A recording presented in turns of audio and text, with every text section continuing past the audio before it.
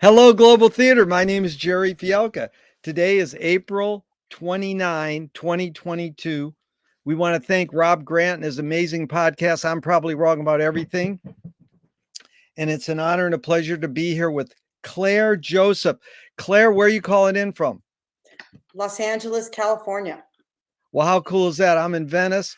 The first question is, what's the best thing for a human being? Well, kindness comes in first to my brain, and empathy. That's great. Let's just go with those. I rarely get the word kindness. That is beautiful. It really inspires me. Thank you.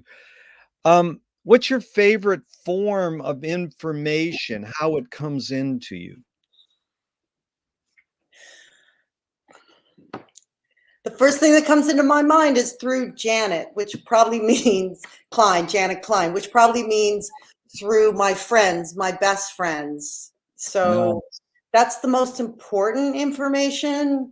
And then as far as like social or, global information, a variety of news, trying to, piece together what is happening. And then I don't know what the best sources are anymore. It seems like it changes all the time. It does indeed. No, I love your idea of friends, because friends give us information too. I have several friends who say, I don't watch the news, but they still know the news because their friends tell them. Right. So they want to say, I don't watch any sort of media news or blah, blah, blah. So that was good. Why do you think humans collect or gather information? Well, to protect themselves. It's sort of like a form of gossip that is productive. In ancient times or prehistoric times, people would gather information on, do you drink from the creek down the hill? No, because, Joe just died. And so you have to gather and it's also a positive form of gossip. Gossip is not necessarily a negative thing. I love it. This is really important because you said protect yourself, protect themselves. Most people say survival.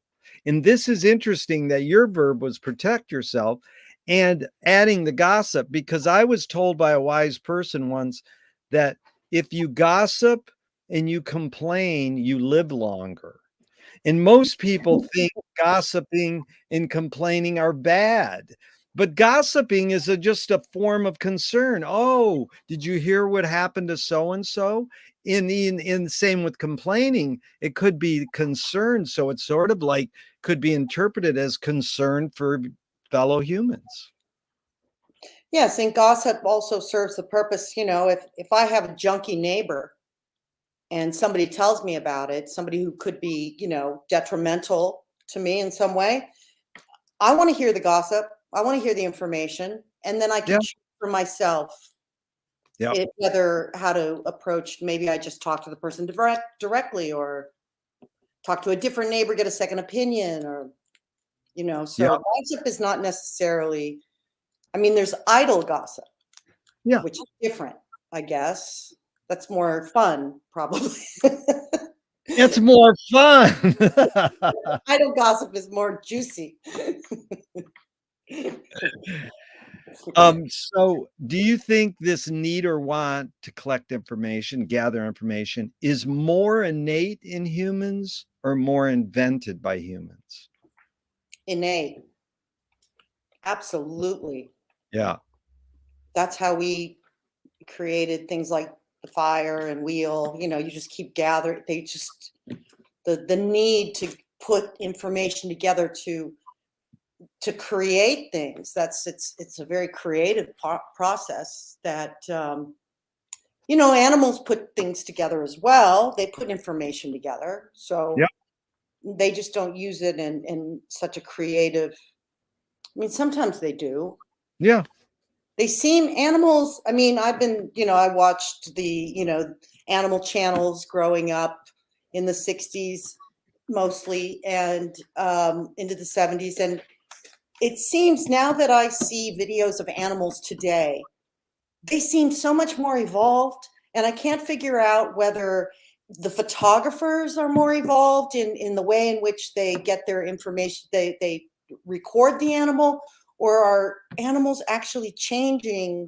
They seem more empathetic. They seem like to interact more and do things. So I can't figure out if it's us or them. Yeah, it's probably a little bit of both, but it's very interesting. That's what I'm after, is like the big picture. Claire, do thoughts create emotions? Oh, yeah. Yes. Thoughts can destroy emotions, can create emotions, can negate emotions. Fill in the blank. I don't know what I think until I. Ask my dog. That is good. I don't know. I I don't love know. I don't know what I think until well, it depends what I'm thinking of, what I want to, it's different. Yeah. But no, I like you talking off the top of your head. This is what I'm after, is like, it's called perceptance opposed to concept. It's intuition, impulse, hunch. I love that. So feel free. Yeah. Yeah. Can humans think without language? Oh, yeah. Well, can they think without? I mean, you can think in different languages. So can you think without languages? That's actually, I mean, it depends. I mean, is thinking feeling? Yeah. Is feeling thinking? If it is, then you can definitely think without language. Yeah. Well, it's beautiful because you anticipate the next question is, it's basically, and again, it's sort of a stupid question. It's both, and it depends, but it's your observations of humans, are they more thinking beings or more feeling beings?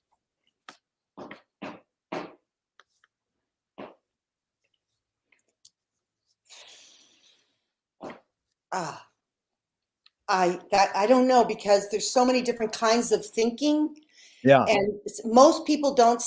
Well, if I'm being cynical, most people don't seem to be thinking. They're just emoting, but that's a form of thinking.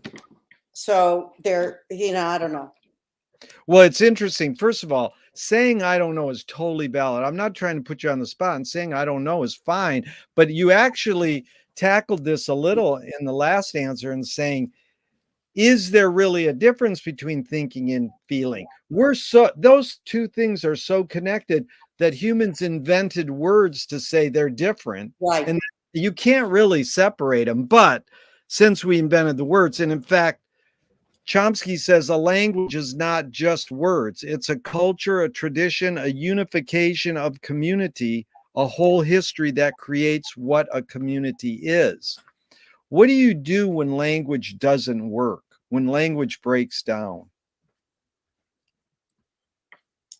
Ooh, I personally stop talking and listen. And if it's so broken down that there's nothing to listen to, then I wait, and I wait a long time. I learned this working with the English. The English just shut their mouths when things don't go their way or when things break down, and so completely different from American approach, at least California approach, what I grew up with, where we're always like talking through the solution. The English just, and then they wait, and they wait a long time. They sort of wait and pray. If they're going to get their way in the end, because they're systematic in their language. everyone thinks that the Americans and English are very similar because they speak English together, both. But actually, in my experience, the English are like Estonians or like they're on some island, and they're not that I know much about Estonia, but they're really very, very different, I think, from us. And so we have this illusion. So language, you can speak the same language and have really very little in common. It's really beautiful. I love it. Listen and wait are two really good strategies when language breaks down. These two questions are from Alan Turing, who's actually an Englishman. In 1950, Sorry, Alan. in 1950, he asked, "Is thinking a function of the soul?" No. No. The soul, it may express itself through thinking, but I mean, you get an emotion, and then and that can come from your soul, and then you repeat the question. Is thinking a function of the soul? Okay, so you get an emotion, and then it goes up to the brain. No, no, Yeah, that's it's bypassing. It's yeah, bypassing expression. yeah. Very good. His second question was, can machines think? Oh yeah, can machines think? Well, remember, you asked this question when we were with Janet, and I said, "I am." Can machines? Oh wait, maybe it was you asked, "Am I a machine?" Okay, can machines think? Ooh, this is really good. I saw this thing yesterday. A man married a hologram, and then she divorced him after 7 years. And so was she thinking? I kept, and then when one day he came home and um, it said, out of order or something like that. I just said this. It's true. It's going to make this up. And so was she thinking? I don't know that. And then you have those movies and stuff that are too scary for me to watch, but I get the gist where it's like, the robot takes over, and Yeah. robot soldiers are really scary.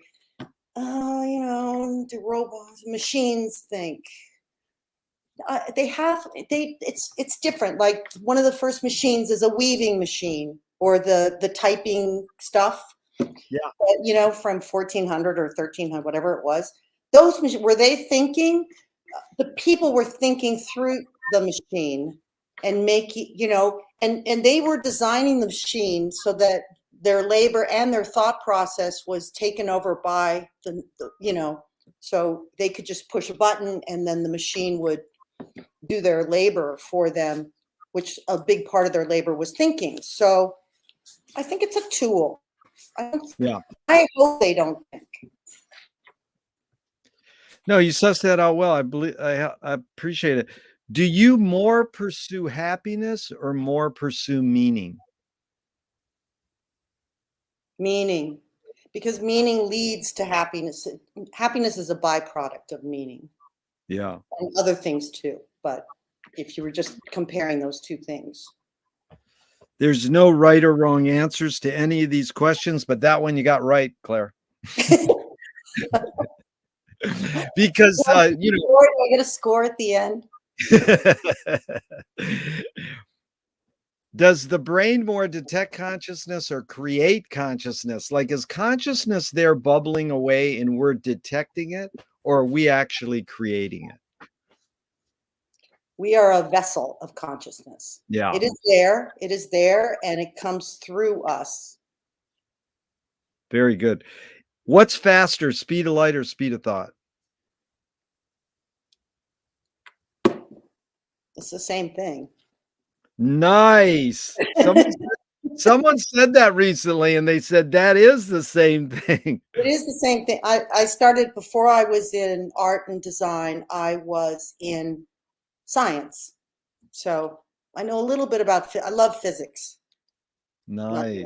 I'm no expert, but Definitely the speed of thought and the speed of light is the same thing. So Faster than Audre, the speed of sound. Faster than the speed of sound. it's faster, yeah. Um, Audre Lorde, the poet, said, "You can't dismantle the master's house using the master's tools." Yvonne Rainer responded and said, "You can if you expose the tools." So the basic question is, what new tool do you suggest? But just to put it in context, I'm just asking basically, what tool do you gravitate towards? But you can put the word new in front of it if you want, and you can apply it to the two. I add these cute quotes before some of my questions. It doesn't mean you have to put the quote into the context of the question. So you can say, what new tool do you suggest to dismantle the master's house? Or you can just say, there's a tool that I gravitate towards, just so you get the big picture. All these questions are, you put them into the context that you want. Right. Who's the master? Yeah, you're answering a question with a question. That's really good. First thing is, who's the master? If I can't dismantle, I don't know, depends who there's different houses, right? Right. That's good. My first thought was you're talking about God. And so what do you dismantle God's? How can you use his own tools like the Bible or whatever? But those aren't his tools or her tools. Right. Those are man-made tools. I don't know. Who's the master? It's very interesting. No one's ever said that. Well, who's the master? Because in general, we want to think that there is this division of people, like, oh, there's someone who's telling me what to do to stop at that stop sign, or there's someone telling me, like your client, when they hire you, are they the master? Or you hope it's more a partnership when you say. Yes, I mean, they're the master of what they put on their body. I'm the master of how to make that. Yeah. So who's the master in your question, though? That's my. Well, that's all totally up to you to put into context. Yeah. No, I thought we were leaving it there, but this is good. You're insisting. See, this is what I want to do, is have my questions grow and become more than what they are, basic literally. So, I mean, again, you put it in the context of God for a second. Master is often regarded as like the government or the man or the authority figure. I mean, the parent could be the master, the school teacher could be the master, or the cop on the street could be the master. Yeah, I think in all those situations, all those things are sort of rule of law, whether it's parent or school or stop sign. And what we've learned, or what has come to the surface in the last 5 years, is that rule of law is vague, Yeah. very vague, and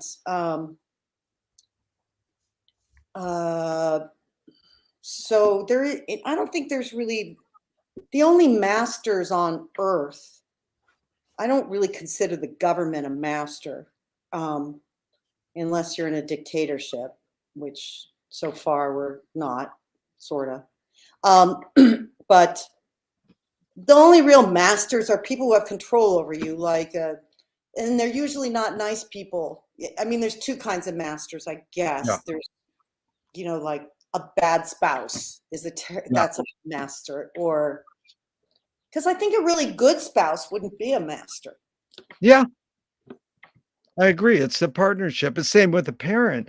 The cliche is, that's really an archetypical message, is you don't want your kid to do the dishes because you tell them, go do the dishes. You want your kid to do the dishes because they feel like they need to contribute to the household chores. And they just come in and they go, well, you always did them without asking. So now I'm going to do it by learning by example.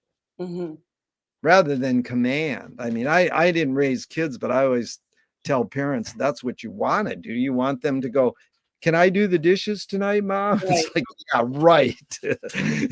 You're going to raise your kid to be that way? Well, maybe. Who knows? Can I ask a question? Sure. Wait, I can't get there. Where it says probably wrong. What is that? Yeah. Well, that's the name of the channel. I'm probably wrong about everything. Okay. That's his logo. Yeah. I try to You know, switch it so I'm on it, but I'm not good at knowing which button to push. So if Rob was here, he would have switched us around. So I apologize. yeah, I just thought something wrong with my computer or. No, you look good and you're sounding good. So what do you worry about when you go to bed at night? Well, sadly, I worry about money, and the thing I think is so interesting about money is whether you have it or not, you worry about it. So, Yeah. and the more you get, the worry is worse, I think, on a certain level. Yeah. That's one thing. And what else do I worry about? I guess that means material, just that material. I think the whole material world is scary. Yeah. So Marshall McLuhan learned from the poet Ezra Pound that artists are the antenna of the race. So when I say artists, I mean designers, painters, literature, poetry, just all the arts. They're the antenna of the race, and they're broadcasting and detecting the hidden psychic of effects of our inventions so that we can learn to cope with what we don't like about them. So, one of your main creations is clothing, and humans invented clothing. We did that. So there's hidden psychic effects of clothing. It's not just simply, I'm going to wear this because I'm cold. There's a lot more to it. So the question I asked you is what Marshall probed his whole career was, why do we ignore the hidden psychic effects of our inventions, even though artists are broadcasting them to us? The hidden psychic effects of our inventions. Why do we ignore that? Yeah. And what was the second half of that? That's it. Why do we ignore the hidden psychic effect, even though, sorry, you're right. The second half is, even though artists are broadcasting them to us.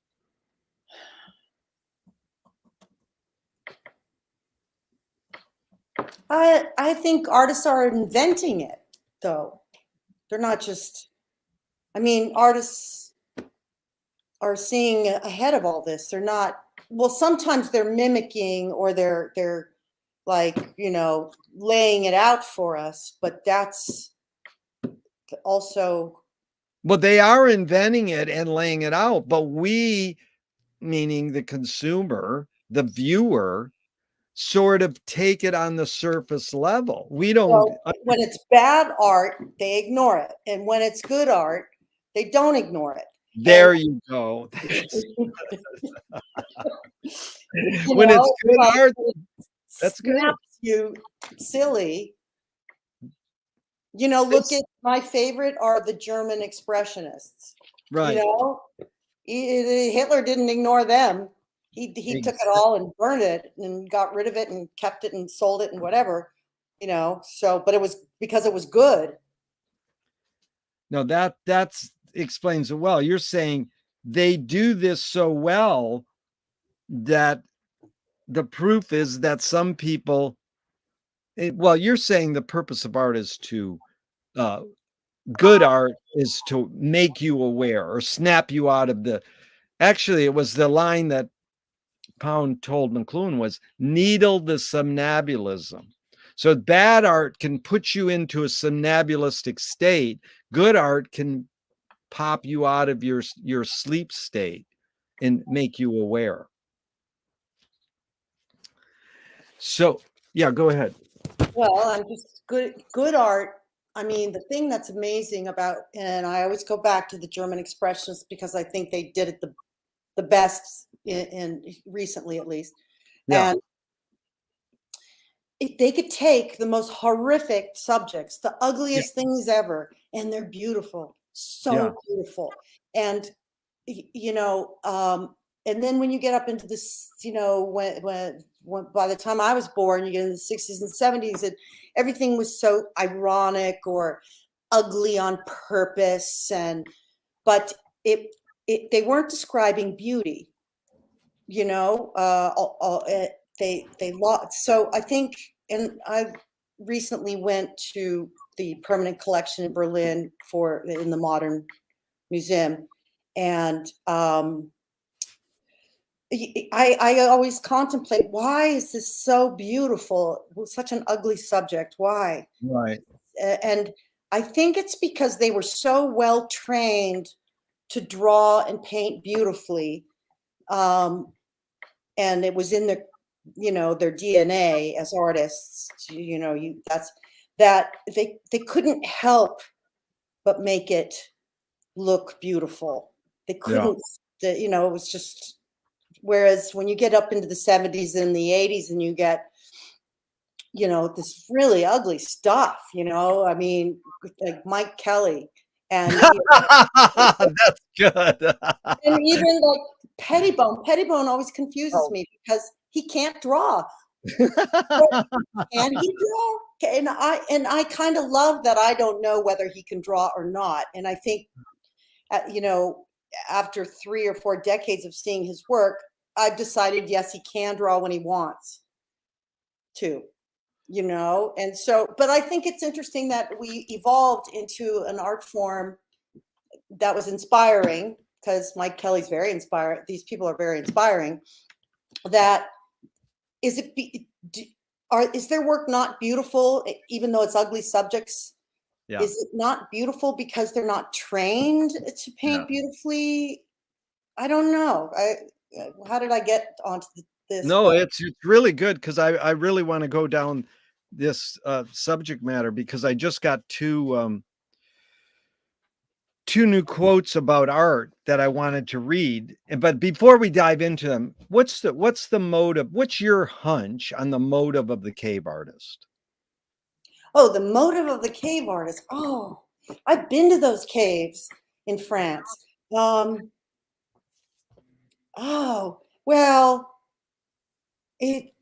early religion and fun. They were having fun drawing. It's hard to say who was doing the drawing, if it was the kids or the parents or the uncle. So maybe explanation, how to hunt. Yeah. Like, you know, as a tool. Yeah. So religion, fun, and explanation. That's really good. Okay, so Preschool. It was funny. like preschool. Yeah, it's really good. Oh, that's even the great joke. The kid finds out that his parents go to work, they have a job, and his dad's an art teacher. So he says to his dad, "What do you do for your job, Dad?" And he says, "I teach people how to draw." And the kid goes, "You mean they forgot?" Yeah. It's heavy. And so that's a Balinese, McLuhan's favorite, have for art everything as well as they can. Can you say that again? So Broke up. yeah, the Balinese have no word for art. They do everything as well as they can. Yes, But here's, go ahead. Yeah. I'm saying, is art is art a Western invention? A modern, you know, not modern, but well, it's interesting because the cave artists didn't necessarily say, "I'm doing art." They might have said, "We're having fun," or they're saying, "Well, this is a tool. I'm explaining to you, this is the kind of animal we should hunt tomorrow or look at." Or like one person says, "What was the motive of the cave artist?" They said, "To keep people in the cave." I always say it's to have grapes and crackers and cheese, so you can have people come over to your cave and hang out. You know, you want to see my painting. you want to have some shit. I have free food if you come and look at my paintings. Make it a gallery, right? But this is interesting. Yoko Ono just said in the LA Times, or they just quoted her. It's from a while ago. She goes, "The job of an artist is not to destroy, but to change the value of things. And by doing that, artists can change the world into a utopia where there is total freedom for everybody." Any comment on that? Yes, art is alchemy. Yes. So yes, that it's kind of in a weird way our only hope that, It's totally. I mean, who is in the last 15 years, who's the most effective pop artist in the last 15 years? It's Banksy. And Exactly. and he's got all these ideas, and he actually has shifted. He is capable of shifting the way our mass group brain works, and very similar to the cartoonists in the New Yorker in the Yes. 50s and 60s, especially in the 60s. He's basically, if he'd been born, and he grew up in the 60s, he would have been a New Yorker cartoonist. That is so. McLuhan said that you can't write the great American novel. It is the front page of the newspaper. So that's what you're saying. Like the great American art piece is the New Yorker cartoon. New Yorker cartoons. Yeah. And Banksy's really interesting because he drew a picture of a stick figure pushing a grocery cart on a rock, and it looked like a cave drawing. And he stuck it into the London Art Museum where they had ancient art, and put it. And he snuck it in there. And then people finally realized, dude, that's a Banksy. That's not, you didn't put that piece of art in there. He snuck it in there. And they go, okay, we own it. They immediately had to say, they own it. Well, it's funny. He did that in the Louvre also. And he did it. Yeah, he did it in the Louvre as well. And the reason he did it in the Louvre is because he was, in his 20s or 30s, and his sister went into their parents' house and cleaned out his room and threw out all his old drawings. And he got really angry and said, why the fuck did you throw out all my art? And she said, well, it's not like it's going to hang in the Louvre or anything. And that is funny. That's why he did it. You sound like it's a he. I heard it could be a committee or it could be a woman. Do you know what Banksy is? One human being, and it's a male?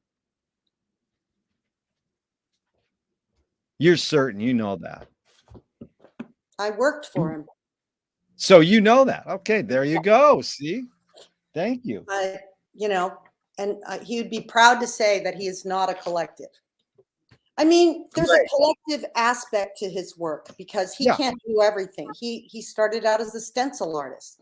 That's all he really, he just didn't want to get caught, so he found a way to do graffiti as fast as possible, which is you stay home and you make your stencil and you and you get it just right. And when you go out to put it up, it takes you, 38 seconds and you're gone and you don't get caught by the police. So that was what he was good at. And then he had to hire or rope in other people who had other talents. Yeah. To do what he was thinking, what's the word? Yeah. To realize his ideas. He didn't have all the tools. So in that sense, it's a collective, but it's a corporation. Yeah.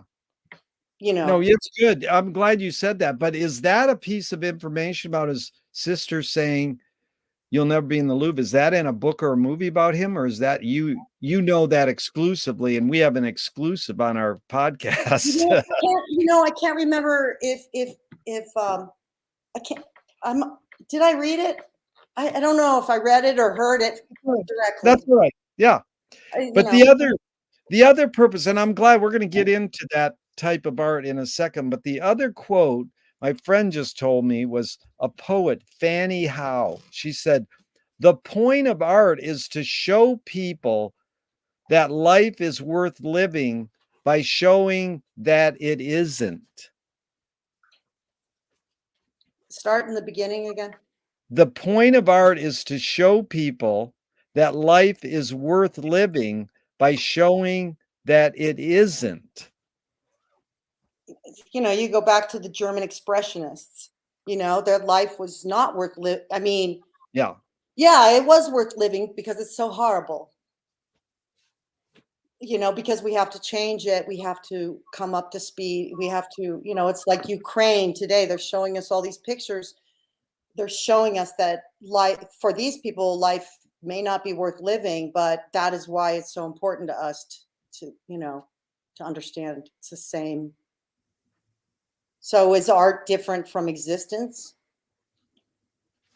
Well, You know, life. that's yeah, that's Duchamp's. Well, Duchamp said, "Get your life and your art as mixed up as possible." Most people have their job, and then they go home and they can do their art on the side, or they can say, "Well, I'll sell out and do my art completely so I can make my living." Which is, I'm not implying selling out is bad. I'm saying but the cliche is you don't take your job home with you. But if you're an artist, you might be always thinking about your art. I live in it. I Right. You live in it. my room is my, I wake up, that's what I see. Right. I think it's an interesting question because, you know, I'm not a great art historian or anything, but I've spent a lot of time thinking, you know, who becomes famous and who doesn't. And, you know, like with the French Impressionists or Post Impressionists, you know, some of the, like Henri Matisse, no, Henri Rousseau. Wasn't Yeah. he a customs officer? Was it him who was the customs officer? Like Yeah. he was one of the only ones who had a job. Yeah. You know, there's not a lot of them just starved. Yeah. And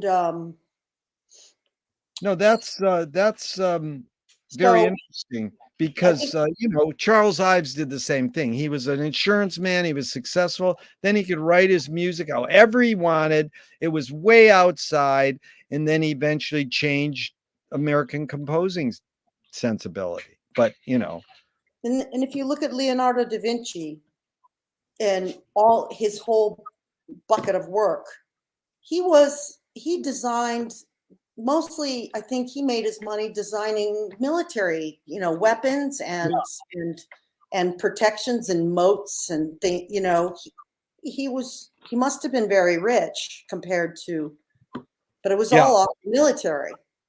yeah.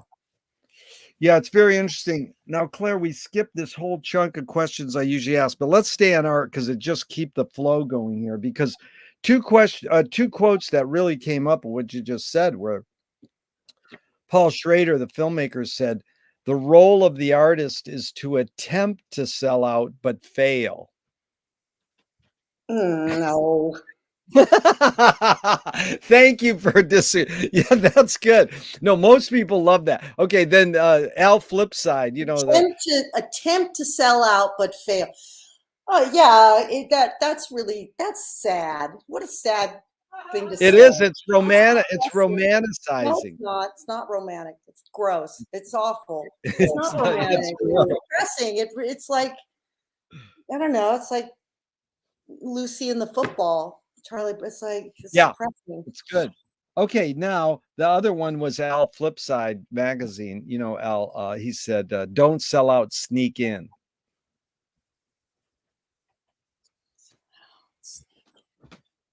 Sneak into where though? I mean, That is good.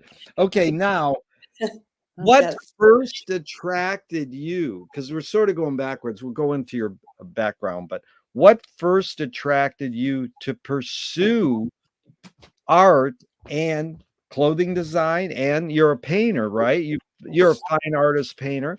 What first attracted you to pursue those? Like the tipping point, like were your parents taking you to fashion shows or art museums and then you saw something, you go, oh, that's what I wanted to do? Or did you go to college and you pursued these studies and then you found out, like, what was the tipping point in sort of a brief history of how you got into? It's not very brief. If you even so, my mother loved to travel and loved museums. So from the age of 6, we went to Europe in 1966, and then 1968 and 1969. Nothing but museums, churches, gardens, palaces. Nothing but that. It was just awful, boring. Can you imagine? You're 6 years old. It's no fun. But I got left alone a lot. Like we would be in, I remember being in the Prato Museum in Madrid, or being in the Louvre, which was like an ice box in the 60s. And there were hardly any guards, and there were really hardly any people. And my mom, we'd spend 3 days in the Louvre. And you're 6. What are you going to do? She doesn't care where I go. She knows they're not going to let me out the front door. So I just wandered through these places By and yourself, by myself. not being guided by her saying, "Look at this, honey." Oh, there was that, but that's so boring. You know, your mother shut Right. up, right? And so, and this is all through Italy and Germany, like everywhere that we went. We would just spend. We'd go everywhere, and so I would say the first thing, which it was totally subconscious, but the thing that got me into art and design, and it's very tactile for me, is because there weren't that many guards, I could touch everything. And I mean, don't tell anyone, but like I touched the Mona Lisa, and I've touched the Pietà, and because there's nobody there. And I mean, I didn't hurt it, but Yeah. it just was because I was a child. It was, and even to this day, it's like everything has to be textural for me. Yeah. And so that's the beginning. And then we on and on. We went through South America and then back to Europe a million times, and it was just museums and museums and museums. And in a way, like one of my brothers, who was sort of tortured through this process because he ended up hating art. Like he only used it to impress girls because he had a background in it. He could, oh, I've been to a museum. But besides, so that was his reaction. And my reaction, I wanted to be a scientist, and then I realized what I really wanted to do, because I started out in marine biology. And then I got about a year into it at UC Santa Barbara, and I realized that art and science are the same thing, because you experiment with both. You repeat the same thing over and over and over. Like look at Picasso. It all, it changes slowly through time. It all looks very similar, or Paul Klee, or anybody like that, where it's obvious, it's who it is. And so if you're collecting hermaphrodite hermit crabs, all the hermit crabs are the same, so they merged in my head. And so I went to my counselor. I said, I want to do I want to do both. And they said, well, that means you have to be able to finish both, do like complete. And that was too much. That was too difficult. I didn't have a brain. I'm not that intelligent or whatever, academic. So then I thought, well, I better change, because I like art. Oh, what really got me was you go to these parties with scientists and they tell the worst jokes. And I thought to myself, am I going to be like 50 years of these parties? And the parties, I'm not kidding. That's how I thought. And I thought the parties with the artists are way more fun, and the jokes are better. And so I'm going to move over. And I transferred to UCLA because they had sort of interdisciplinary. So what's the moment that I decided, in clothing, my grandmother taught me how to sew when I was 4 or 5 years old. I started. So I always could sew, and I always loved to make things. But what made me decide to be an artist? I don't know if I ever really decided to be an artist, because you don't decide to be an artist. You are an artist or you're not. And you can be, then you have to define artists. I mean, a lot of people are artists, but I mean, a great artist, I don't know. I'm rambling. No, no, it was really good. You set it up well. Here's the thing.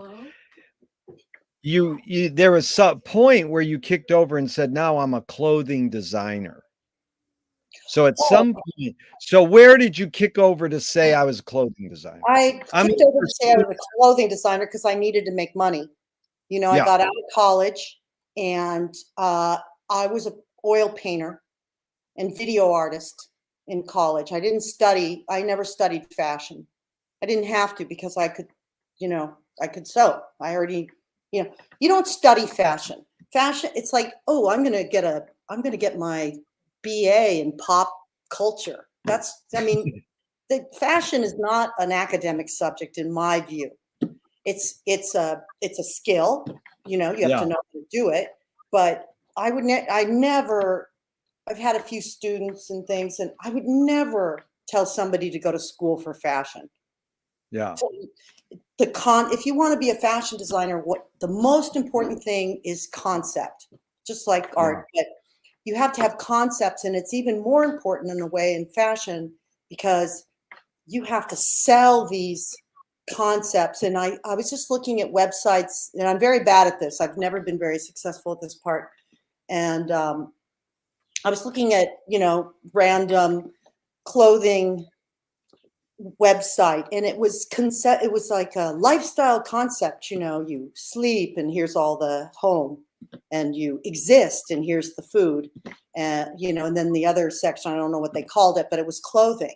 So it's this concept, and they're trying to sell you not just a concept but a whole feeling, Yeah. how you feel. And so you put all this crap in your house and you put it on your body and you eat it, and it's supposed to make you have this existence.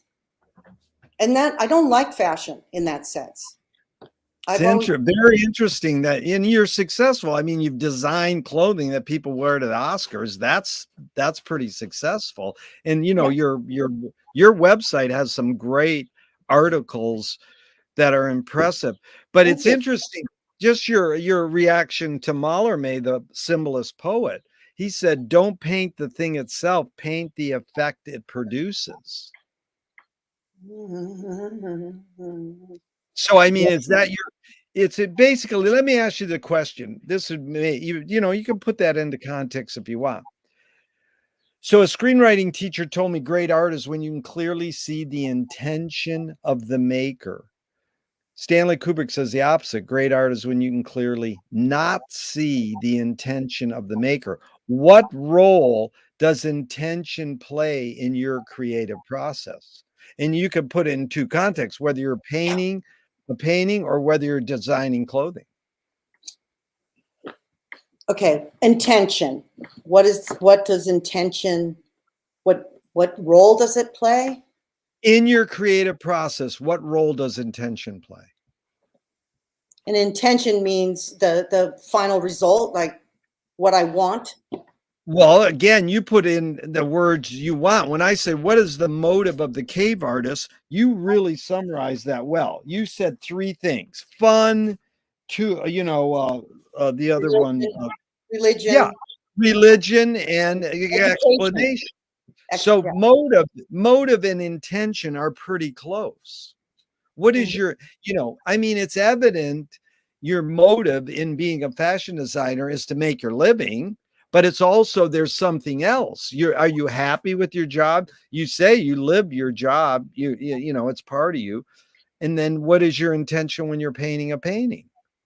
It's like what it's more not what is your intention, but what role does intention play in your Well, creative? I would say that as little as possible, as much as Yeah. I can marginalize it and get it out Yeah. of the way. Yeah. Get out of the way, like especially when I paint. When I paint, every stroke cannot be this like any other stroke I ever make. Like I want Yeah. it to be completely free of any Amazing. history or future Yeah. or. And with clothing's different. My mom said something. My mom was also an art educator, high school level kind of.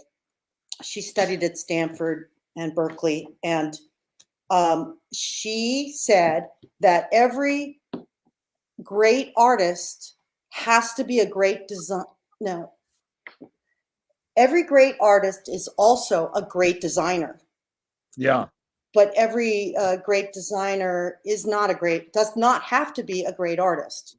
That's the first thing she said. And the other thing that was really interesting was that, oh, I forgot. But well, it will come to you, but that alone is really amazing, because the question, the follow-up would be Marcel Duchamp, who, I think Banksy is just one of the great Marcel Duchamp wannabes. He said, Duchamp said, the art of the future, the artists of the future will only have to point. So basically Banksy pointed at that French guy who did a graffiti artist with a stencil and says, I can do that. oh yeah, what was his name? Whatever, but you know what I'm saying, and he has original ideas and he's smart. Blake Lerat. Yeah, right. And whatever, it's just Warhol. I mean, he's amazing. I think he's one of the greats, but he's a Duchamp wannabe. Like Duchamp, everything hit Duchamp, and there's nothing post Duchamp. It's like, anyways, that's an extreme statement. All I'm trying to say is Duchamp said, there's no art without an audience. What role does the audience play in your creative process? How much are you thinking of them when you're making your art? So again, put it into, when you're painting, are you thinking of your viewer? And when you're making your costume design, or you're making your clothing design, how much are you thinking of your potential buyer, let's say? Okay, well, with painting, I don't think about the audience. I think about light and color and texture, and how I see it. That's all that's all there is to it. I can turn around and you can see if it so like there's a lot of light. I'm sorry, every time you go left it goes right and right goes left. So no, you got it framed good. We can see it. It's framed well. There's a lot. It's about light for me. Yeah. And so, and that's all I'm thinking about when I paint is light. And I'm a plein air painter. And I can't use a photograph at this point. You see completely differently because a camera only has one eye and you're not moving back and forth seeing the three-dimensional. So that's what I'm not thinking about the audience. It doesn't matter who the audience is or the buyer or so with clothing, you have to sort of think more. This is what it was. Okay. This was the other thing I was going to say, which is an artist creates for themselves, period. A great artist. A designer creates for others. It's a service. Yeah. And so that's a big. That's why so many artists are so self-centered, right? And because they're only doing it for themselves. A good artist, it should be for themselves. Like think of Van Gogh, where he's like in a trance. It's all about him and his feelings, and he's not thinking about anybody. He's emoting. But with clothing, you have to think about other people. And right. But that's the question, is in the clothing design, if someone comes to you and says, I want you to do this, and they give you some parameters, then you have your creative input. Well, I'll do this, and they'll refine it. But when you don't have a specific commission, how much are you thinking of your potential buyer when you're designing clothing? I mean, you think about their bodies. That's number one for me. And I see. and bodies for when I design primarily women's clothes, and women's bodies have changed dramatically over time because of people work out more, the gym. Plastic surgery is a disaster, because it's a completely different shape than anybody's ever been. And I mean, for me, it's a disaster, you know. So I think about that. And so what I do in order to overcome thinking too hard about individuals, because, yes, I do like an absolute perfect fit to a particular woman who may be misshapen compared to a mannequin or something. And so that is only about her, and that's it. But I like to try and make clothes that will fit many people, tall, short, wide, narrow. And so I design on the spiral. I use a spiral technique, which was developed, probably the Greeks or something. But in recent time, Charles James, who's a very, he very influential in the early 20th century, American English designer, very unsuccessful, very important. He developed spirals, and we can get into a big boring thing about the grain of the fabric and how it changes within a spiral, because you have bias, but you have straight of the grain, which is straight up and down, and then the bias, you cut something and it's on the diagonal, Yeah. and then it shapes too much. It shows every flaw. So, but if you are cutting a spiral out of a fabric, the grain is going like this and then back again. So you have no grain, quarter grain, eighth of an inch, eighth grain, and then full bias, and then it goes again. So when you take something structural like that and you spiral it around and you put it around the body, it all of a sudden, it won't show every flaw, it won't show every move, and it will form to the person. I don't know if that makes sense, but No, it makes a lot of sense. It's well, we call that pattern recognition. You study patterns and then you get a comprehensive awareness. You get a big picture view. You get the big picture, which is how is this piece of clothing going to be utilized by this human being, right. in its Many, entirety. it has to be many human beings. And Yeah, all different many. shapes of many. It's Yeah, like there's no two women are the same, yeah, and so it's a great challenge to design something that fits. And then the horrifying part for me is that when I design something, and if a short, wider person puts it on and it's beautiful, and the same exact garment a taller, thinner person puts it on and it's absolutely gorgeous, and everybody in between, and then you hang it on the hanger and it looks like shit, and nobody picks it up in the store, because I had a store for 8 years. Nobody will pick it up off the hanger and think, oh, this will look great on me, because it looks like a rag on the hanger. So there's something called hanger appeal, which that is great. it's awful. Hanger appeal is like more important than anything else to a commercial, Right. a real commercial enterprise. I don't consider myself a commercial enterprise in that sense. Yeah. So anyway, it's very complex, and yes, you think about your audience for sure in clothing. You have Yeah. to. Claire, this has been really delightful. I appreciate it. And the what you evoked earlier, and it comes up perfect now for this next question, is Picasso was painting Guernica in France in his studio, and the German government official was touring the art studios in Paris, and he walks in and he looks at Guernica and he says to Picasso, "Did you do that?" And Picasso said, "No, you did." Now, that's a great little story to illustrate what I'm asking in this question. Two of my film heroes, their mantras are ignore yourself and there is no self-expression. In fact, the great jazz pianist Cecil Taylor says, I'm just a vehicle and this stuff just comes through me.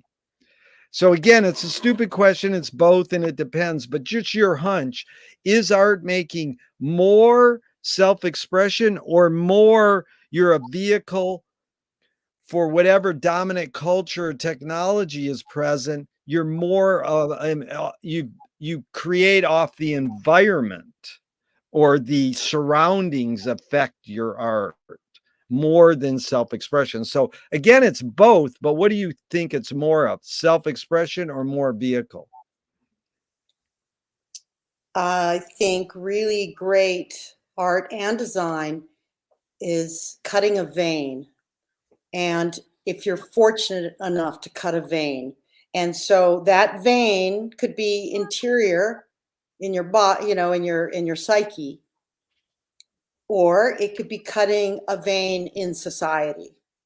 So Yeah, it's almost like the question is nature, nurture, kind of, yeah, So it's both. it's both. Yeah. Can art making be egoless? Absolutely. Wow. Absolutely. Matter of fact, that's when they don't have an ego. Shh. When they're good, when they're great, those and it's naked, you know, naked, which gets into a whole nother thing where which also in literature, which I don't know a lot about, but because I'm visual, over at least in our culture, men have always been so much better at being naked than women and more successful at being, uh, revealing themselves. But it's ego. That's when they're not. That's when their ego is not in play. If they're a great artist, I think that's Yeah. my opinion. No, it's really good. You don't know how many people see a lot of my interviewing, I find these patterns. 80% of people go, can art making be egoless? And they go, no. And then one person finally said, great art is egoless. And it's amazing you caught on to that because it is really, I think it's true.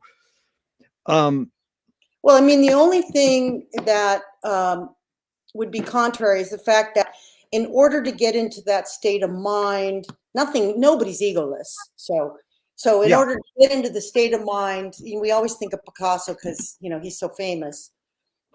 In order for him to get into that state of mind where his work is egoless while he's doing it, but when he's not doing the art, I mean, he had a huge ego. So yeah. No, there's more to it. Yeah. And then I wanted to discuss a couple terms that I read in articles about you. And one of them was selvedge. What is that word? Selvaged? selvage. Oh, the Yeah. selvage. It's my Yeah. favorite. Because, I, Selvage of the fabric. The selvage. Do I have a roll of fabric? The selvage.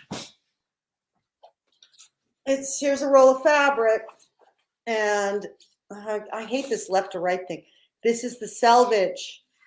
right. That's the edge. Yeah. And so, and it's, for me, it's like the crust of the bread. It's the most yummy. Yeah.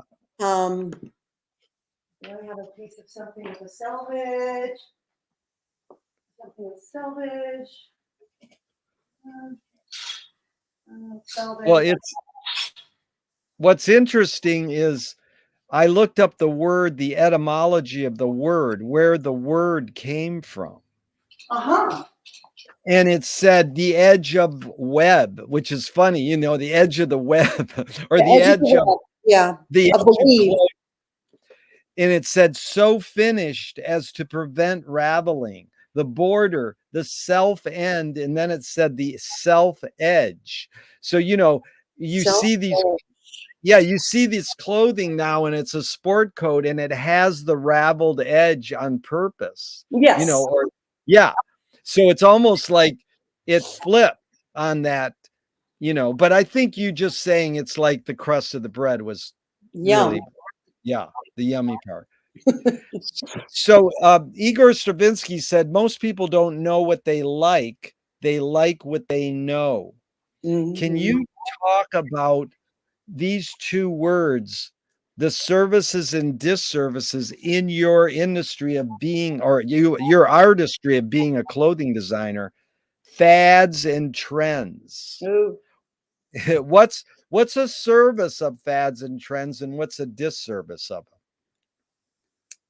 Well, there are no more trends.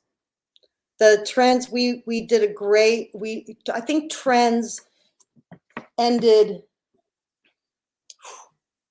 maybe in the 90s. And so, trends were, okay, this year we're wearing our skirts just below the knee, next year just above the knee. This year we like blue, next year we like red. And the whole purpose of that was to unify the industry so that they could make the most money. Everybody was buying the same thing, and you didn't have to guess too much about what you had to make. And like there's trend forecasters that you pay money and they tell you what you need to make in order for your collection to sell in the next season. That's a trend. And it kind of died with culture. And well, I don't know how to. So the way I look at it is everything ended with Happy Days, the TV show, because I think that was the 70s. It started Happy Days, the late 70s. So you're pretending it's the 50s, right? And then all of a sudden we moved forward, and then we were pretending we were in the 60s with different fashion and thing, and everything revolved around, because Happy Days was so popular, everybody was trying to look like the 50s, and I'm watching this as I'm growing up thinking, oh, and then we're pretending we're in the 70s. That was in the 80s. And then when we got in deep into the 80s, the end of the 80s, we were pretending we were in the beginning of the 80s, because time, fashion caught up with each other. And then it Yeah. converged and smashed, because we were approaching the end of the millennium, the century. And so, and the 60s was a remake of the 20s. Yeah. Even culturally, in so many ways. The 60s was the clothing for sure. And of course it was augmented. So you have this collision in the early 90s. And then you start with nihilisms of all sorts, mostly with the Japanese, because they know what nihilism is culturally, and also with the bomb. And so they started that whole sort of, and I'm simplifying, obviously, I'm no scholar. And so they the beginning of minimalism took place. And I think that a big part of that minimalism was trying to get rid of the 50s and the 60s and get rid of all that. And so by the time you get to the turn of the millennium, there was kind of nothing. I mean, there was nothing new under the sun forever. But this was really, truly, there was nothing new, period. So going back to trend, by the time there's no trend. And now it's just a big hodgepodge. Yeah. It's a huge stew, a melting pot of cultures and it used to be that we wanted to mix these cultures, because you would, like, okay, I'm an Eskimo that went to London and traveled to Aboriginal Australia, make a collection. And that was really fun, and it was cool. And that was kind of the 90s, where you're just trying to grab a bunch of stuff that no one's ever, and put it, but now you can't do that because it's appropriation. You can't appropriate the Eskimos anymore. I mean, we never thought about it. Right? That's heavy. But you really sussed that out beautifully. I appreciate that. But what's the difference between trend and fad? Is that the same or different? No, fad is like, I love this big splotch on my shirt. Look at that guy's got this. I love that guy's splotch on his shirt. You know, that's fad. Like all of a sudden everybody wants a splotch on their shirt. That's not trend. That's just you know, everybody wants to is fad. Like when Will Smith got slapped, you know, Chris Rock, that was a fad. Like everybody had to talk about it. Nobody could stop. And it's a fad and it dies quickly. Dies quickly. Yeah. That's interesting. Trend because morphs. Yeah. Morphs. Trends morph and fads die quickly. That's beautiful. And it's it reminds me of I was intrigued by this fashion photographer in New York. You must know him, Bill Cunningham, where he just walked around the streets and shot, you know, and all the fashion magazines loved him. And he's just have you seen the documentaries on, or you know about him? I always followed his, you know, often followed his work, and So was he documenting trends or fads? I mean, he was like on the street getting the new stuff. Both. He was both. Yeah, that's what I thought. And culture. He was mostly about culture. He was culture. Yeah. Yeah. That's what made him great.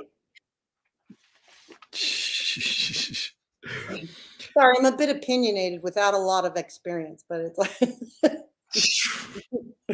Yeah, I think again, what you are is a pattern recognizer. You know your field, so you understand these patterns in it and you recognize them. Opinions that's fine. That's just, see, I think it's also this difference when I use rooted and retro. Like, oh, that's retro when you're 60s using fringe. Or you can say, oh no, that's rooted in the 20s. They use fringe, but they're changing it a little. So they're not just being a wannabe, or you know, it's the Harold Bloom called it the anxiety of influence. How much do you absorb your influences, your German expressionist painters? How much do you absorb it and just reproduce it, or how much you absorb it and then it goes through a morphing? Like the word morphing was good. So Claire, you've accomplished a lot. How do you rate these three things? Luck, skill, and ambition. What played the biggest role, second and third? Skill is number one.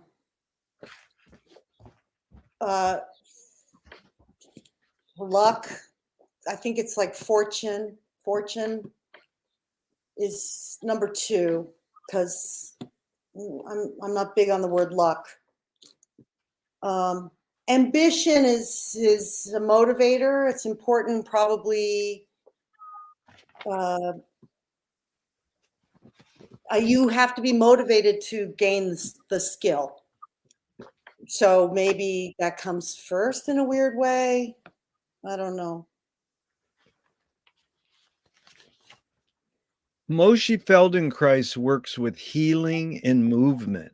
He says it's literally possible to identify a weakness and incorporate it to become a strength, rather than we're normally taught to overcome a weakness.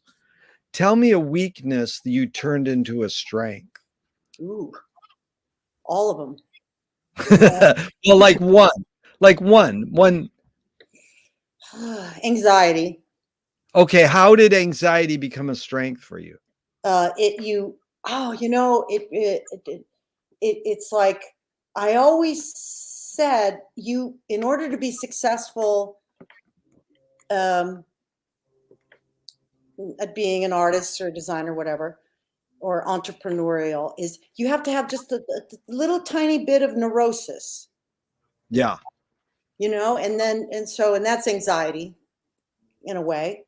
It's sort of interchangeable. And so you turn it into, you use it as it's a motivator. Yeah. Gets you up in the morning, anxiety gets you moving. Yeah. Tell me, that was beautiful. Thank you. Tell me one major element. Let's stay with clothing design. One major element that stayed the same in the years you've been doing this, and one major element that's changed. Well, what's stayed the same is the importance of color. Wow. Which is light. And then, and what was the second one? What has changed? What's major element of your creative process that's changed That's changed. since you started? An internal or an external? But you'd do both if you can, whatever Okay. you like. What's changed internally? Experience, obviously. The more experience you gather, and what's changed externally?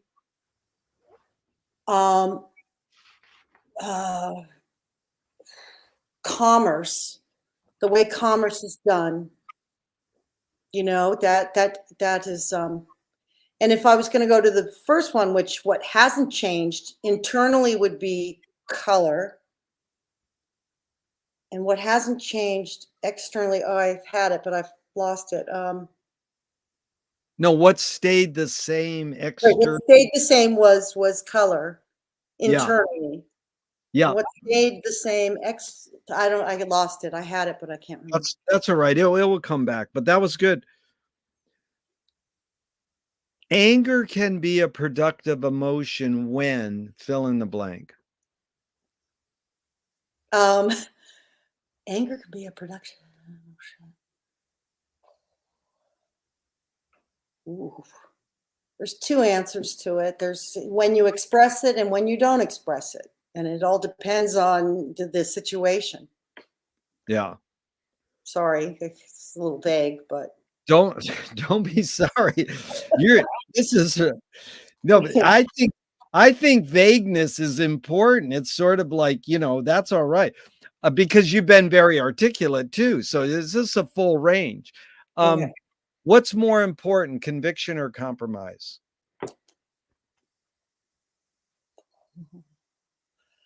Well, it depends on the situation, and compromise is very important when you're dealing with everybody.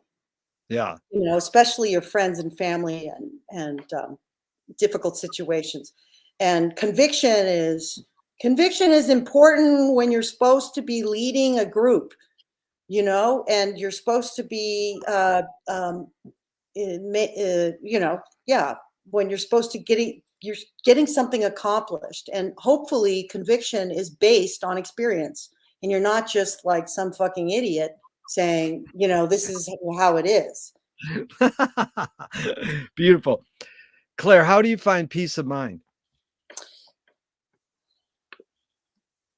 Helping people.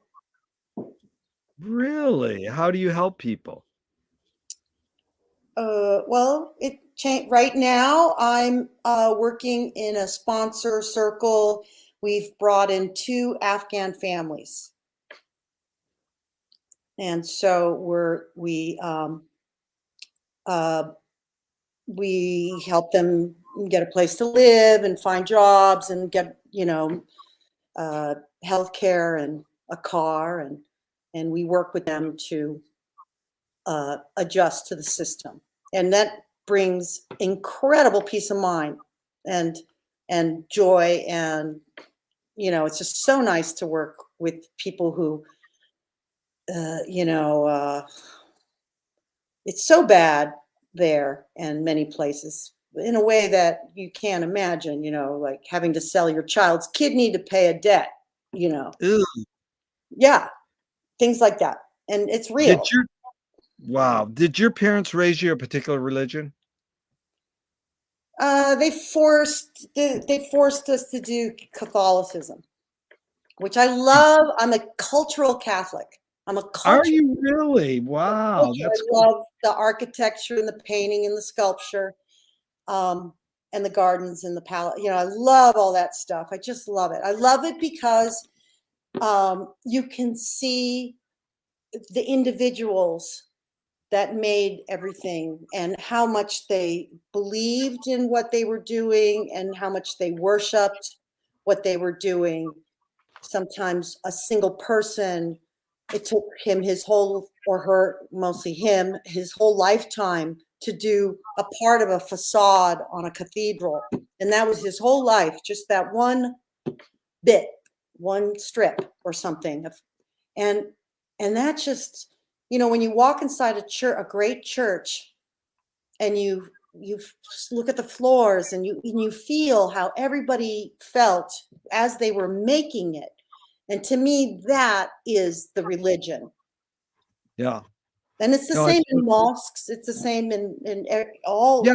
you know, all religious, which goes back to beauty. I'm always been fascinated that most of, you know, I know mostly about Western art, and it was all about God and Jesus and Mary and religious subjects and saints and stuff, almost exclusively up until a certain point. And those things were considered beautiful. And then, you know, you had Millet, who did the sower, the farmer, and it became more. But they were injecting religion into those subjects. You Yeah. know, you saw him still as a Christ figure and things like that. And then you get up into, you know, let's go back to the German Expressionists, and you know, there's not a lot of religion in that. You know, and all of a sudden beauty is no longer about religion. It's you know, you're describing atrocities and things like that. And so I'm always fascinated by, oh, so my point was is that when I started to paint, and I didn't want to do the 1980s thing, which was, wah, wah, I'm going to paint something ugly in that, you know, like, yeah, fuck you, right? You know, I didn't want to do that. And I kept thinking back, like, what was beautiful? What, not just beautiful, but what really was a great piece, you know, that kind of Yeah. thing. Even Duchamp's was like my favorite and all that. But his things were beautiful, you They know, are. I mean, and so I wondered why we don't, like, if I started to paint Christ and things like that, why would that no longer work anymore? Why Yeah. doesn't religion work in art anymore? That was one of my big contemplations. It's So beautiful. You know, Claire, I asked for 90 minutes. Can you go a little longer, or you got to end in 8 no, minutes? that's good. That's good. Okay, let's go a little longer because this has been truly intriguing. And I wanted to ask you, do you pray? Sometimes Yeah. only when I'm desperate. If God exists, what would you like God to say to you after you die? It's all a simulation. And so don't worry, I got this. Great. Can you forget to die? Oh, um, yes. Beautiful. These are 5 Alan Watts questions just off the top of your head in a few words. Who started it all? Depends what you're starting. I mean, starting what? Right. Well, all these questions have the word "it" in it, so it's you put it Yeah, into the context you want. Who started it all? Whatever you want. they did, not me. Are we going to make it? I don't know. Where do we put it? Don't ask. Who's who's cleaning it up? Me. Is it serious? No. Wow, you handled those well. On, on what occasion do you lie? No, now we're done with the Alan Watts. Sorry. Okay. On what occasion do you lie? Uh, when it keeps people safe. Safe. Beautiful. If you were walking down the street today and you met yourself as a 12-year-old, what would you say to your 12-year-old self? Don't do it. Back to the Alan Watts. It. What's it? Don't do it. So many things. I was a very, very bad child. Very bad. You know, Martha Colburn's a great experimental filmmaker. I says, what would you say to your 12-year-old self? She goes, do you mean, do I have any regrets? I would say, quit drinking all that peppermint schnapps. Ooh, schnapps. At 12, that was funny. Yikes. Which way should toilet paper come off the roll? Over or under? Over. Why? Because it's easier to rip off. If a publisher was to release your autobiography off the top of your head, what would the title be? Title. Oh, that's good. They want to scent the glue in the binding. What smell would it be? Oh, like musty book. Oh, musky book smell, like an old bookstore smell. I love that smell. I love it. They want to have a color other than black on some of the pages. What color? Black is not a color. Oh, that's good. How, see, because I've just added this. How do I word that question? They want to have color ink on some of the pages and leave the word black out then. Just say they. I mean, I'm being technical, so. Right, but I mean, how could I could just say they want to have color ink on some of the pages. What color? You could say, since black is the absence of color, what color should text be on a page? How's that? That's good. And how would you answer that? Ooh, what color would I want? Well, I love navy blue. Navy blue, yeah. That's interesting. One guy actually said, I want it black, you know. Yeah, I do too, but navy blue is nice. Yeah. If I can't have black.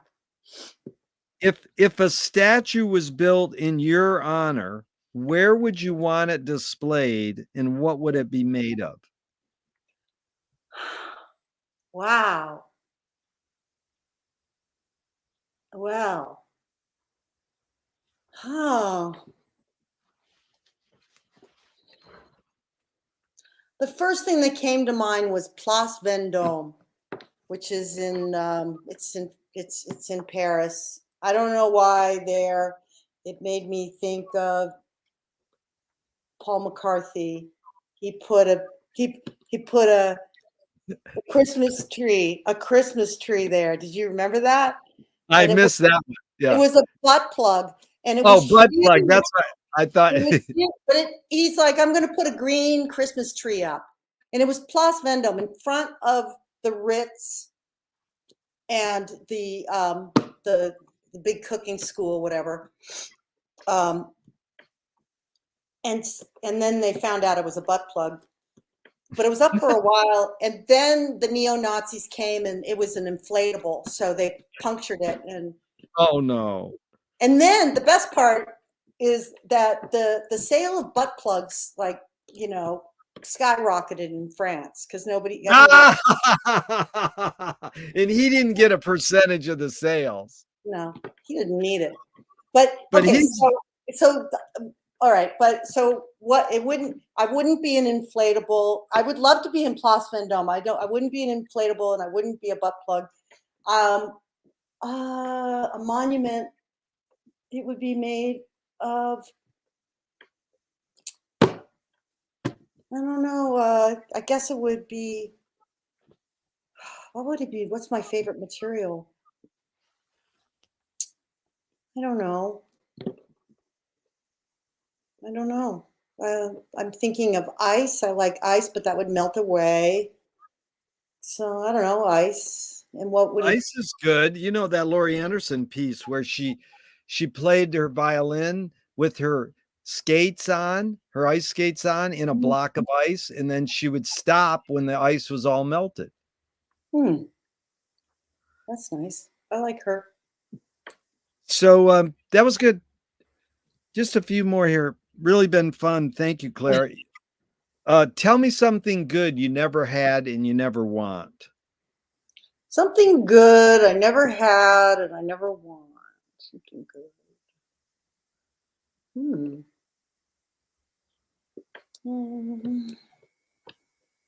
I've never had an elephant. They're wonderful, and I never want one. Now it makes me think, were you part of that Elephant Banksy show in LA? No, I wasn't. Did you go to it? No, I didn't. That was Yeah. after. I mean, I was after that. You were after that. Wow. Like a year or two after. I'm impressed. That's pretty cool. So actually, Joseph Boyce, another interesting artist, he said, make the secrets productive. Thornton Wilder said, art is confession. Art is the secret told. But art is not only the desire to tell one's secret, it's the desire to tell it and hide it at the same time. Yes. Isn't that beautiful? You've laid your cards on the table for over 90 minutes. I'm grateful, and I'm not insinuating you haven't already answered this, but Claire, what's it really all about for you? Ooh, that's such a good question right now in the world.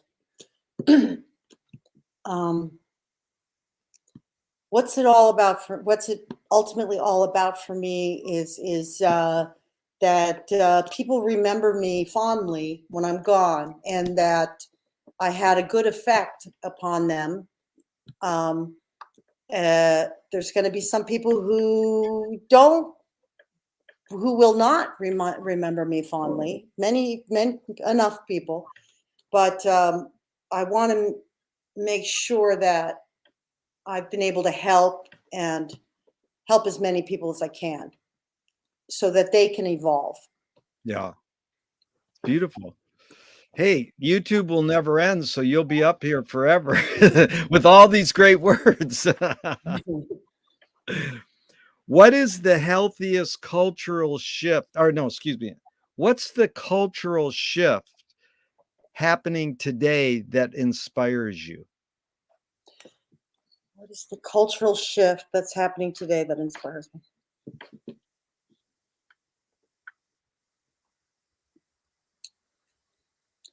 That's hard because, I mean, I think that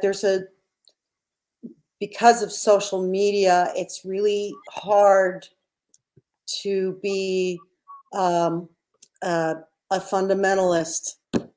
And I think that I think that that's a great cultural shift in all areas, that fundamentalists are becoming more and more marginalized. But are you saying like you're a fundamentalist in clothing design, that you're a Oh, specialist? I'm sorry. Is it specialism, or what do you mean by fundamentalism? Tell me the question one more time. What cultural shift happening today inspires you? Yes, the fact that there's counter forces, but the fact that fundamentalism is becoming more and more difficult to preserve is very inspiring to me. It makes me very happy, because we need to stop thinking in black and white. I see. And be more, gray area in general. And I think that that's how the world is going to survive, is not to be so extreme. Yeah. You mean you're not so much digging cancel culture? Is that what you mean? I don't understand cancel culture. I really, no, seriously. And I don't, it's not flippant. I literally can't get my head around, what do they mean? What does that mean? Cancel culture. It means if you make a bad move. Oh, Catherine Deneuve did it when the Me Too movement started. She goes, you ever hear of an awkward come on? Like if a man comes on to a woman awkwardly, then it might be the end of his career. That guy put his hand on my butt inappropriately. And so, that's just one phase of it. So, I mean, I don't mean to get into the male female thing, because I had to drop one of my questions because it was asking the question was this interesting. The question was, what's the most significant difference between men and women, physical aside? Mm-hmm. And people started going, I won't answer that. They'd say, I'll get in trouble if I say anything. And I asked it for 35 years. Right. I mean, cancel culture, if cancel culture means you're ostracized for something you said or did. Yeah. And it always throws me back, in my experience, to Faye Dunaway. Faye Dunaway was so beautiful, and she was so kind of perfect and hip and great and da-da-da. And then I don't know what the movie was. It was pretty early in maybe the early 70s or something, and she threw a fit on set, and it became public. And all of a sudden, everybody just changed their view because she was this bitchy woman or whatever. Right. And women used to be so much more susceptible. Men were allowed to have a fit on set. Right. Or whatever. So that's not cancel culture. That's cancel people, cancel individual. Harvey Weinstein, he got canceled individual. Well, he deserved it in a way, I would say, because it was a horrible pattern. But Lily Tomlin did the same thing on that. There's that clip on YouTube. You can see her, in getting an argument with her director, David Russell, but it didn't cancel her out of her career. Right. And that move could have helped not cancel, but have people hire Faye Dunaway less. So, it's how forgiving people can be of human failings. Yeah, and the difference between men and women is women have to be perfect. I'm wearing makeup, you're not. And so when a woman has a flaw, it's over. Whereas men, like, flaws are rugged, they're important. Yeah. And so we've always been subjected to that part of it, and I think it's getting worse and worse, that part. I mean, when you look at the weird surgeries and things. Oh God, I know what you're saying, because you brought up plastic surgery earlier, and it's like, the mouth. So, what's with the mouth thing? Oh, I know. I don't. The blow up doll mouth. I just don't get it. But here's the other thing in studying McLuhan is everything he would tend to say, and everything's the key word, is everything humans invent have services and disservices. And if you say, I hate plastic surgery or I love it, you're making a value judgment. But like me and you have an aesthetic, and we're like saying, it doesn't appeal to me. But it has some service. Like if someone's in a car accident and they have this horrible scar, and then they have plastic surgery and covers it up, it's one thing. So plastic surgery has a service. Well, that's reconstructive surgery. That's exactly what I'm saying. It's how you word it, but it is a different doctor too. Yeah. I had a bicycle accident that I don't even want to explain, where I crushed my face back. Yeah. And so they had to reconstruct it. And it was really ironic for me, because it's like, I can't believe how much I hate plastic surgery, and here I am, And so yes, it has both elements to it. But it's a different process. It's a different. One is utilitarian. The other one is cosmetic. It's also decadent. Decadent. Yes, I agree. It's decaying. Plastic surgery is decay. You're addressing the decay in your body, or what you feel is. But that's really interesting, because my friend in music, he says there's 3 T's: technique, theory, and taste. Now you could apply it to your painting or your clothing design. Technique is you know how to do this, how to cut the material, how to sew the material. Theory is you know how to juxtapose this color with this or do the spiral thing. Then taste, how does one acquire taste in anything? Hmm. Music, fashion, art. How does one acquire taste? That's the question. Initially through your parents, Wow, that's you know, heavy. initially through your parents, they give you the first tastes of taste, and then and then after that, you don't acquire taste. You have it or you don't. Wow. What's the difference between taste and aesthetics? Same thing, or would you say it's different? Aesthetics is an actual thing. Taste is relevant. Uh, You know, Is taste. Aesthetics is a stable.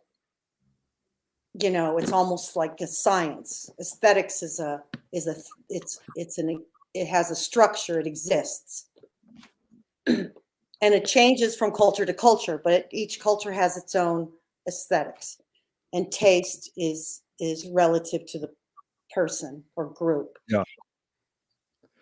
Really cool, Claire. Thank you. I got 2 more and we're out of here. Thank you so much. And this is a brand new one I just come up with. Richard Ellman is a literature criticism writer. He said D.H. Lawrence said, "Form in passion. The form is in the passion." James Joyce, he said, "The passion is in the form." So then Henry James wrote a short a story, and he said, "We work in the dark. We do what we can. We give what we have. Our doubt is our passion, and our passion is our task. The rest is the madness of art." So it's a lot of thoughts. It's basically how does passion and I'm trying to figure out what kind of question I can ask out of that because it rotates around this word passion. What should I say? Something like you can help me form the question if you can. How Yeah. does passion uh how does passion work in your creative process? Or does passion work in your now work is not the right verb. What should I say? Talk about passion in your creative process. Well, passion is sort of like motivation, I Yeah, guess. You're you're to me a passion is something that you got to get. You got to yeah, have it. Um, yeah, so it's the carrot on the stick. yeah, So, and I think that's one of the problems in our culture today is that passion has they drown the they drown the baby in the bathtub or whatever. You know, passion. I don't think a lot of people really have that feeling where it's been it's been worked out of us by culture, by yeah, other people dictating and advertisement and whatever dictating to us what we want. And so yeah, our own an individual passion, like even I who was born in the 60s, um, I don't know if I really, I mean, sure, yes, there was more passion then as far as like striving to to grab something outside of yourself. But now we have a fear of that because we have a fear of choosing what we're passionate about because that influencer is telling you that's not what you want. yeah. So for me, I'm working and it's subconscious to try and unbury my passion because my passion has been buried by culture Wow. and society. That could be how I word it. How have you unburied your passion? That's really good because it sort of reminds me back to that Stravinsky quote. Most people don't know what they like what they know. Mhm. So, kids, like when I work with 18 to 30-year-olds, I know there's certain touch points we can find commonality. And then they get excited, but they don't have a lot of good follow-up. I find some of them do, but some of them show all this passion. Hey, I'm into this. Let's do this. And then they're like, They don't have the tools. They don't have the tools to follow up. They don't have the aren't tool as in the follow-up, how much I really want to invest my time and passion into this project. Yeah, but you have to have the tools to realize it, and they don't have the experience or the training to, there's you're of a what you have, Yeah. something they can't access, Yeah. and so they get frustrated and they give up Yeah. sometimes. So you have Yeah. that's a tough one. Yeah. Okay, Claire, last question. I hope this never ends. Again, I thank you. Really been fun and enlightening. What Thank gives you. you the most optimism? Helping others. Yeah, you said it. Yeah, helping others, and really like it just makes you feel so good, Yeah. you know, to watch people grow. Yeah. That's it. Super cool. Thank you so much. Thank you. I hope this never ends. It goes on and on, but I'm going to hit this little button that says end. So for ending for now, namaste. Thank you, Claire. Thank you. Bye. Bye.